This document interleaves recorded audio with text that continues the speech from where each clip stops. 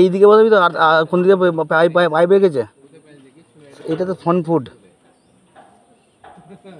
Back ফুটে করে দিবি বলছিস? আমাদের এই দেয়ালে পেছনে করে দিবি তো?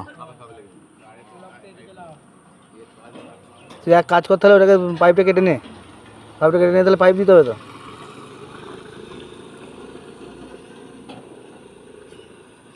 ও সুমন্ত দা, কোন দিকে বসাবো প্যানেল? সামনের দিকেই।